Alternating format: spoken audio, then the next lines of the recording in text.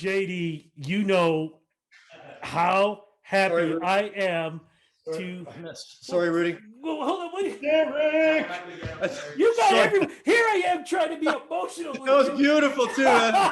I'm still gonna keep this going, man. Look, Okay, cool, man. it is so good to see you. For folks who are watching this on Rudy Blair Entertainment Media, RudyBlairMedia.com, JD and I go way back, even before Rockstar INXS.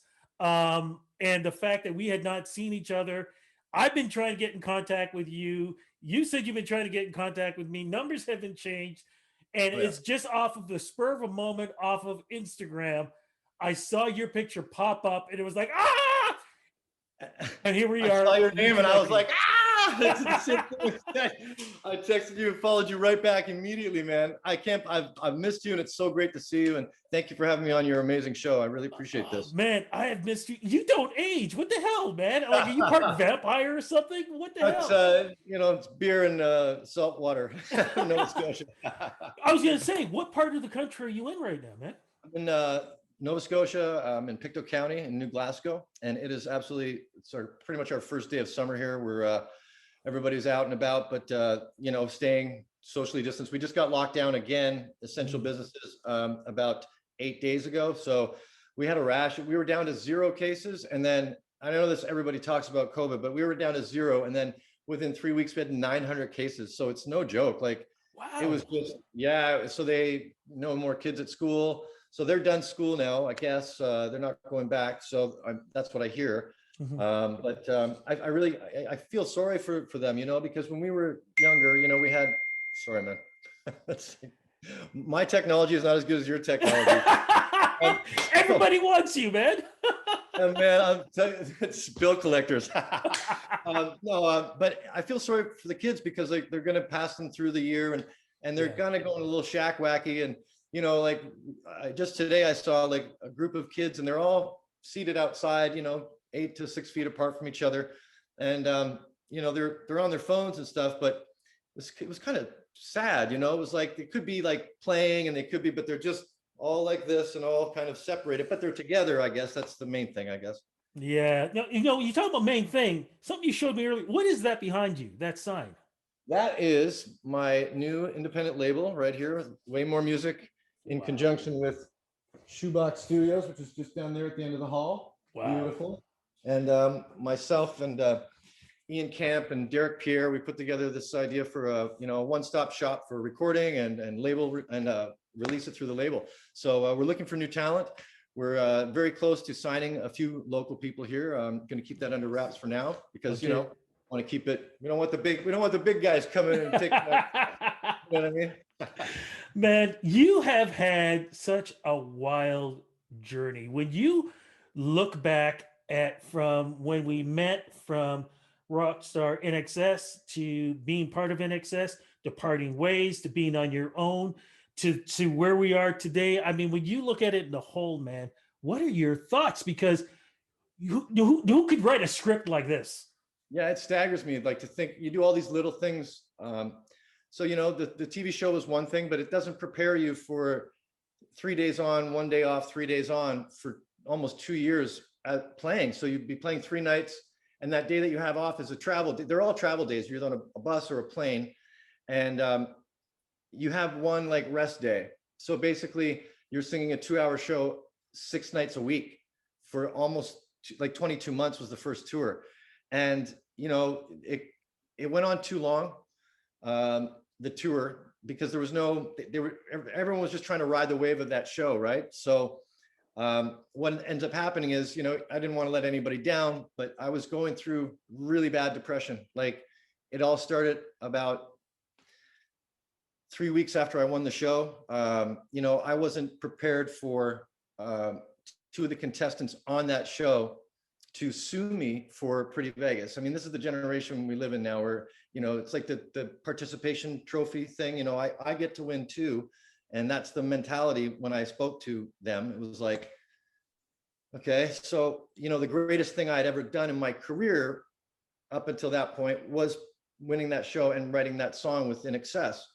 And now it's shared with 2 people that didn't have anything to do with it. And that kind of sent me down a really bad spiral of, instead of being able to enjoy what I was doing, I started writing a book, and one of the lines is, at the lowest point of my life, I was on top of the world. And it was the complete 180 from when I was broke and living out of my car with my dog Presley, and I was happier than a pig's ear. You know what I mean? Like it was weird that, be careful what you wish for. And I wished for that, and I got it. And, it's a cautionary tale, to say the least. But I made it through the other side, and I'm really grateful for all of the support from my family and my friends, because you can't really go to like the band after you've won and be like, hey, I think I'm not feeling this, or I feel this way, or because it's going to be, you got to be a man, mate, you got to come on, mate, and like, come on, we're part of the team now, mate. And so I was definitely struggling, and I would get off stage, and sometimes I'd be so numb that I wouldn't even remember, like, did you see when that person, did that in the audience? And they, or apparently one time I hugged this woman, and she was crying, and it was this, people were taking photos, and I didn't even remember it 15 minutes after the show. It was like, you can't, it's a weird headspace to be in. And then you go to a country where they don't speak your language, but they know every word in English to Pretty Vegas, or to, Devil's Party, or Need You Tonight, or all of those big hits. And you're trying to fit in with a band that's already been to that country 10 times, and everybody knows it. So they know the little things, right? So we went, like, for example, we were in South America, and amazing fans out there. I mean, they are so passionate. Like, they literally, they stomp along with every song. Like, the whole place is just rocking. And, nobody told me, like, you shouldn't go down this street. Don't do that. Don't do that. I had one of the promoters basically say, whatever you do, keep your head up. Don't look down at the ground, and whatever you do, don't go to an ATM. And I was like, what? Like, well, yeah, you might get kidnapped for some money. And I'm like, okay, so not only are you now in a position where you're like, oh, I thought I was like safe and whatever. And no, it's sink or swim. For me, I got this. It's so funny because I did an interview where, it sort of made it look like I was struggling with drugs, but I wasn't struggling with drugs. I was struggling with self-medicating for these other issues. And I never had a drug problem. I was around people that had drug problem, you know what I mean? And I always say this, and to a reasonable person, I say, like, well, what do you think? Do you think I would pull up into a town and then walk around the streets where there's all these tens of thousands of fans that are going to go to this arena show and start asking for drugs? Like, where do you think artists get those drugs if they want them? I mean, it all comes internally, right? So, and that's no secret. I mean, it's every rock band in the world, every book that's ever been written, there's always a guy that's like, what do you need? And so you kind of look at that like it's okay, right? Because it's inside. Nobody has to know or whatever. But then, you can't do 6 shows a week when you're effed up. So, I would literally have to pick my spots where I would just have to get away from it all, like just windows blacked out, no television on, no sound. I couldn't even listen to music because you just played these loud rock concerts for like a month straight. And, you'd get in the back of a cab or something, and the cab driver would turn the music up. You're like, can you please just turn that down? Like, it's just, oh, I thought you loved music. And it creates awkward social situations. And so, being forthright about, having depression really helped, and being forthright about not really having an addiction problem, but more of, I was self-medicating for these reasons. And when I found out those reasons, I was set free. I love my life now, and I just feel so blessed to have survived that. And that's partly what the book is about. It's not an attack on anybody's character. I tell it as I see it. Everything I say in there is factual. But it also is a redemption for me. It was cathartic to write it all out. Man, sometimes it was like, my hand would be shaking. I'm like, I don't know if I should write this because it's too personal. But then, I let some people read it, and they're like, dude, I had no idea. And it's like, well, so instead of looking like the guy guy from INXS that lost everything, it was more like, well, this is why this stuff can't last forever, because if you don't address a mental health issue, it does not go away on its own. You have to actually work it to get out of it. And I just hope, anybody watching this right now that is going through depression or has anxiety, that you find through your journey a way to release yourself from it, because it's something that the more you carry, the heavier it gets, and the heavier and the heavier, and then I couldn't even breathe some days, Rudy. I would get into a state where I would pretend that my throat was sore so I didn't have to talk to people, and that's not a reasonable thing to do. Like, and then they'd see you singing and they're like, how's your throat? You're like, oh, fine. Just don't want to talk to you. I want to share something with the fans that I sent to you, and hopefully I can get this up. And because of the light, let me make sure. Oh, yeah. I think I got it. There we go. There you go. That's it. That's the first picture you and I took, and this is over by Young and College Street. That's almost 20, probably 20 years old, that photo. Something like that, man. Yeah. Like, wow. Who was that JD Fortune that I took that picture with? Who was that person? Well, I guess how I would describe it as still the nice kid, genuine, loving. Sometimes that gets me into some trouble being too nice, because sometimes people take it as like, oh, now we're friends. And it's like, no, I'm being nice and I'm just trying to be civil. But that guy was 100% veneer. There was no substance of who he was as an artist yet, because I hadn't been through enough to make it real, to join all those real connections when you're writing music or painting or whatever, that it has to come out of you, right? And it's that old cliche about, just, tragedy breeds creativity. So nothing really was very tragic in my life, other than, I was trying to be a musician, trying to be a songwriter and singing, and when I, like, every day. But now the difference is, I'm living my life from the inside out. That guy was living his life from the outside in, and taking everything around him and thinking, how can I be clever with this? Where what I've learned is you just have to be yourself. Whatever comes out of your mouth, you have to own it. And sure, you might offend somebody, and they might offend you, but at least you've said it and you've stood your ground. I think we live in a culture now where too many people don't understand that it's okay to disagree. It has to be, you didn't do the exact thing that I thought you were going to do or say, so therefore, I'm canceling you, or I'm not going to, pay attention to the next thing that you're saying. Whereas, like, that's the complete opposite of, like, the music message. Music is to bring people together.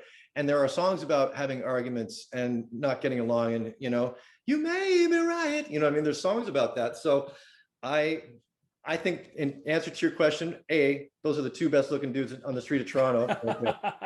And B, that guy was living his life from the outside in. When you got chosen to be part of Rockstar INXS, it was a slew of Canadians that were part of this, but also there was so much talent. Everybody who was involved with this, it was an overflow of talent. I was lucky enough to watch this every week, and I was lucky enough to be able to interview our Canadian bunch who were part of this. Throughout each week. We saw a lot of things. I have the DVD too, thank goodness. We saw a lot on television. What were the things that you were experiencing that we didn't see when it comes to the pressures and, having to learn these songs and trying to figure out what does INXS want, and at the same time, what can you do to make it shine the way you can do it? Right. Well, that's a great question. The behind the scenes stuff, I always thought would have been the better, reality show, because it's the more, but some of the stuff, like myself and one of the other contestants, we escaped from the mansion one night for whatever reason. I still have a scar this big on my leg, because the houses in Silver Lake are built like down a hill. So when you jump, you're on a flat backyard, but if you climb the fence and jump down, it's a drop to the next yard, because it's like built like that. And I had no idea. I'm lucky I didn't break both my legs. I ended up clipping it on a spade on top of a fence post. Wow. And when they finally, we went to a bar, and we were looking out the door, and, like, they probably don't even know we're gone. And we saw this white van drive by. these producers come running out, no cameras. They were just like, get in the van right now. And so the next day, Mark Burnett said, there's, you guys might think this is cute. And he was right. He was absolutely right. He's a genius and he knows what he's doing, but they had to take out millions and millions of dollars just to ensure everybody to be in that house. And you signed a contract. And if you break that contract, they can get in trouble too, right? So, that's one of the lessons you learn is like at this level, it's not playing around anymore. Like they're taking it seriously. And that moment changed my game plan for the whole show. And yeah, it was a juggernaut of talent. Like those people from the Rockstar reunion that you'll see, most of the cast is back. They are still rocking it. Some of them look younger than when they were on the show. Talk about vampires. But I watch them once or twice a week. I'll put on 4 or 5 tracks from the show just on YouTube. And I did have the DVD, the whole thing, but I gave it to a friend and the friend moved and can never get it back. So I just now have to go on YouTube to watch it, which is kind of weird because it's like some of it looks like it was filmed in 1978 with some of it sounds low grade quality.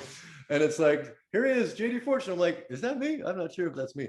But like, I was just listening to Sweet Susie McNeil the other day and holy geez, like to step back and go, what was I thought I could compete against these people. And I did ultimately, win, but it wasn't it was a singing contest, but it was about finding the right fit for the band. Right. And like Ty Taylor, Susan McNeil, Deanna Johnson, Jessica Robinson, Brandon Calhoun, all of these people have I'm gonna throw it, Tara Sloan.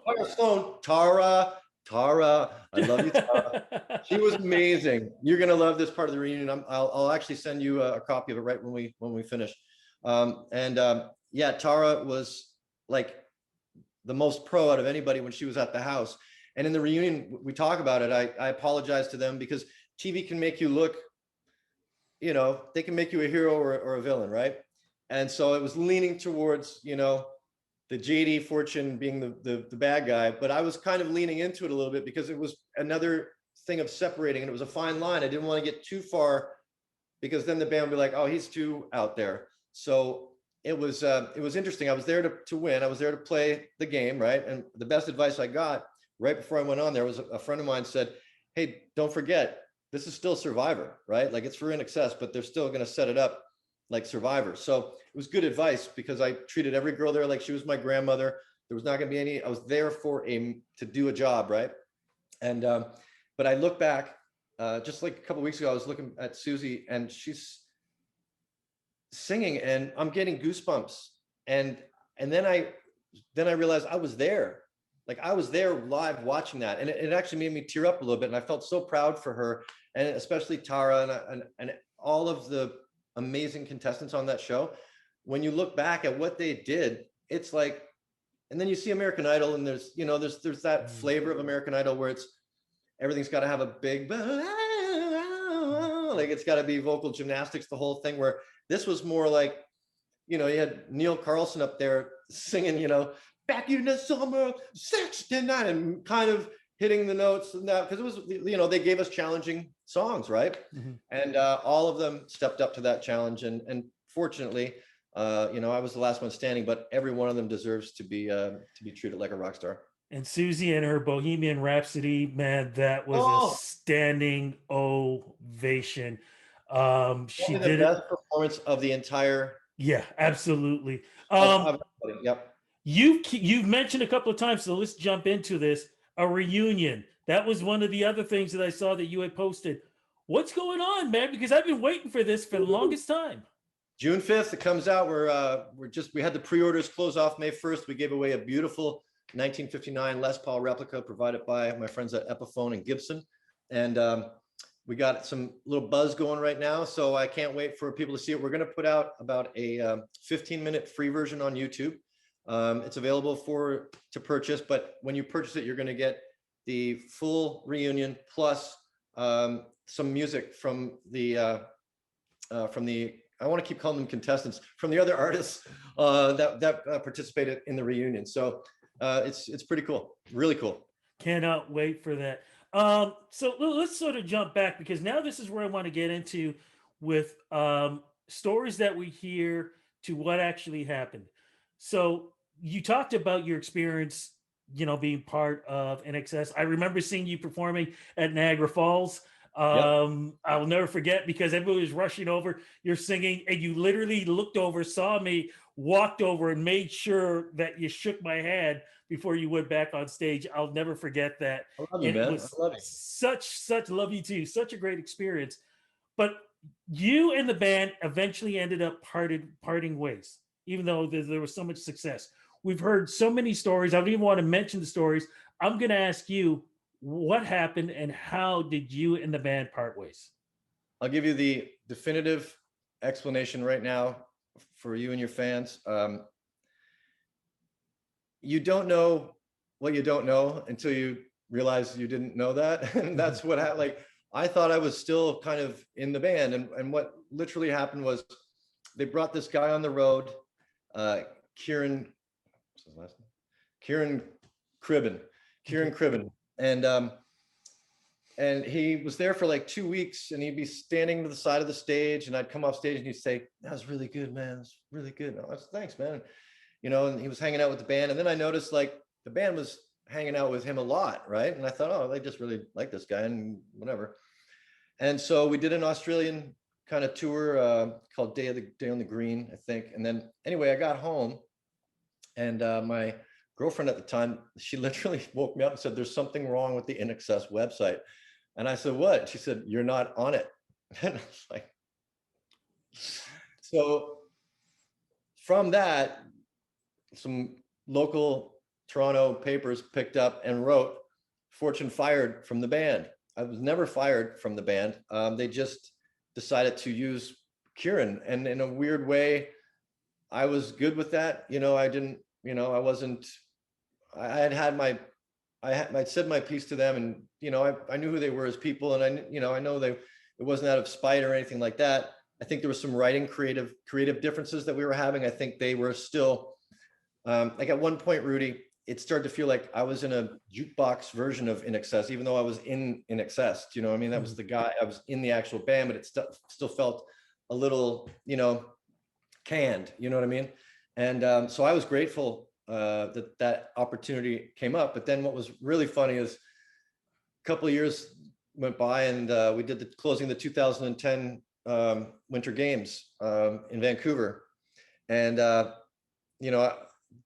I guess what happened was I said, "We're not going to, get you guys unless you have JD with you, because he's Canadian and whatever."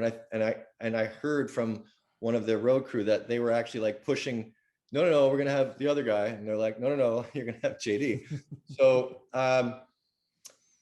the way it was sold to me was, it was like they're doing me a big favor. You know what I mean? It's a weird business, right? It's the toughest business in the world, and you have to be careful with who you trust. And even when you're close to somebody that you think you're close with, sometimes they have ulterior motives. And this is all still while my like depression was just, it had been like 5 years, 6 years of just on and off, like, not even able to get out of bed some days, or just like for hours, just laying on the floor and just holding my head like this and crying, and just trying to, not understanding that all it was just all of the stuff that had happened that I've been holding in, just forcing its way out, just coming out. And, I'd be watching a commercial or a TV show, and just when I thought I was over it, I'd hear an INXS song would be on the show. And it would make me, like angry. And then I'd get more depressed that I wasn't in the band. And then I got depressed that they kind of did it the way they did it with this Kieran guy and whatever. And then I swear to God, the day I saw the light, somebody sent me a clip of beautiful soul Alex Trebek. Love you, man. And the question was like, I think it was like a $400 question, and it said, Michael Hutchence, JD Fortune, John Stevens. And the guy hits the buzzer on Jeopardy and goes, "Who is INXS?" And he got it right. And I was like, "That's right. That's right. Who is INXS? That's right. You might have the name, but this boy is INXS, man." And I don't mean that I'm the band. I meant like living my life in excess. You know what I mean? So that's what I tried to use as my anchor to keep keep it real, keep it like, hey man, you didn't do too badly. I mean, you got out of this alive, and you have Alex Trebek just said your name on Jeopardy. So relax, you're okay. And, have some chamomile tea, do some push-ups, and you'll be fine. And so that's what I started to do, and just taking care of myself. So how do you now end up in Nova Scotia with this new record label from that point where you just mentioned to, you're hearing stories about yourself, about where you are, what you're doing, are you even alive? All Yeah, these things. How do you maybe I'm not. persevere? How do you persevere from hearing these things to knowing what your truth is to reaching where you are today to the conversation we're having now? Well, it's a double-edged sword, Rudy. You have to develop a thick skin, because people will say and talk smack right to your face. Like, oh, you're looking a little thin. You're back on the drugs. And you're like, what?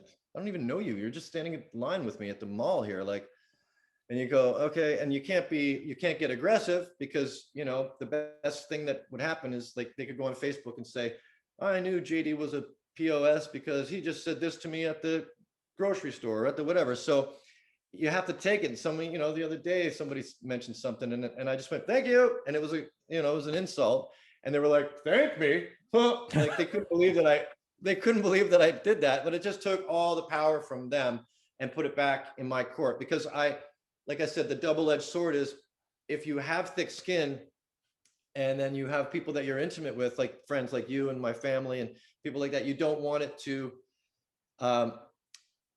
guide you in your conversations with them. You don't want to get defensive with them. You don't want to be like, hey, how can you say that? So I literally just let it up to God. I said, I'm happy with everything that you've given me. I pray every night, and I never pray for anything. I just give thanks. I just say, thank you, Lord, for everything you've given me. And I have learned so much from two phrases: thank you, and I'm at your service. And being at someone's service is what I'm trying to do now. I love my community that I'm in. I love this province. I love this country. I've been to dozens of countries, and people are all the same. It's so funny, this country and that country, but this band, look at Pink Floyd, AC/DC, INXS, all these bands that come out of like smaller places and affect larger countries and affect larger crowds.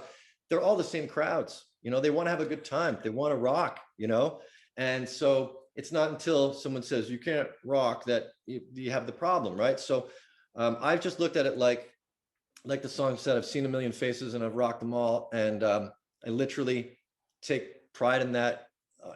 Anytime I have a business meeting or I'm talking about way more music, I used to be almost embarrassed to be like, yeah, I was the guy in INXS. Yeah. And when I did that, I allowed people to start treating me like, oh yeah, just go over there and sit down. Like, just whatever. I had a meeting, and it was the first time I met this guy, and I was asking him to play guitar for a project I was working on. And he turned to the bass player, the mutual friend, as I was speaking, and he said, is he still speaking? And I'd only said like 3 or 4 sentences, and I was like, wow, this person has zero respect for me. Like, they said it right in my face. So I had to look at it like, I'm either going to be the guy that is like, you better know I'm the lead singer. I used to be the lead singer of that, or I'm just going to be JD Mother effing Fortune, and that's working for me so far. So Does that mean new music coming from JD Fortune?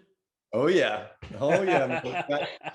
I've been working on a 5-song EP, and then I've got a 7 and 7 project coming up in September. So it'll be like 12 new songs this year, which is basically 2, separate albums. One will be something you can order on Spotify, Amazon, across those platforms. And then the other one will be a subscription based, where we're, for the first time for our 7 and 7 project, we're going to have live cameras. So it's going to be me in the studio with some musicians and a producer. And we're going to write, record, and release 7 songs in 7 days and send them directly to the subscriber, to whoever signs up. And they will have access. And one of the cameras they can actually move, so they can see what's going on over there and see what's going on over there. And they'll have 24-hour access to that. So that's going to be fun. It's a new way of looking at writing, producing, and releasing music. It's going to become, I hope it becomes more of a norm to have projects like this instead of, because then you get to really see what's going on. And if it's boring, if it's just a guy, sitting there with a button and he's, playing that, and then he's rolling back a vocal and he's editing it through auto tune, well, that gets pretty boring, right? You can only watch that for maybe 20 minutes until you go, oh, I figured it out. But with this, because it's all organic and it's going to be a band and it's going to be like hot and live off the floor, there's going to be personalities and, hopefully no fights, but that's why I said no drinking before 6 a.m. And we'll get it done in 7 days, and it's going to be the best 7 and 7 yet. It's going to be my third one, and hopefully this is the one that really captivates people and puts something really good in their hearts. If we could jump in the DeLorean from Back in the Future and go back, okay, to the very young JD Fortune, the one that was in that picture. Yeah. I could take you to meet that JD Fortune, what advice do you think you would have given him? You should let Rudy pay for dinner. Done deal. No, I would say, I know this is going to sound really ungrateful, but I would give him the advice of, if you are ever in a position where you are considering joining your idols from when you were younger, you should get to know them first. That was the weird part about the show. They got to know all of us over the course of that 4 months in that summer, but we didn't really get to know them. And it wasn't until like the next day after I won, I was in a studio with everyone was a stranger to me, everyone, including the band, because I hadn't really, it's like the next day and we're talking and everything was kind of like, yeah, you won and but I hadn't really got to know them. And then all of a sudden you start having conversations and you're like, oh, I shouldn't say that because that person doesn't like that or whatever. And it was weird, man, just really weird. So I would tell my younger self, look, beware of false idols, okay? Because they're just people, right? Don't put too much of a unicorn stock into what is going on, because you're capable of running with those horses as well. So, instead of coming from a position of lack, I would tell him to come from a position of abundance. And that's the advice I would give him. And then we jump back in that car and go right back to the future. Yeah, where I'm paying for dinner still. Last question. Sweet spot, Rudy. Last question. What is the one thing that you want fans to know about you? Because like I've said, and throughout this whole conversation, we've heard so many different sides to JD Fortune. There are so many stories out there about JD Fortune. You, from your lips to the fans' ears, what is the thing that you want fans to truly know about JD Fortune? A, that I'm a God-loving human being. B, that I love them. C, that I'm at their service. And D, kindness is key. That's it. If I could just get those messages across, that's who I am. That's who I'm trying to be on a daily basis, and not coming from a place of like, overdoing everything, because sometimes, people tend to overdo it when they get excited. And I get that. And I get what passion is. But passion can be extremely useful, and it can also be incredibly dangerous, because if you have too much passion, you might freak somebody out.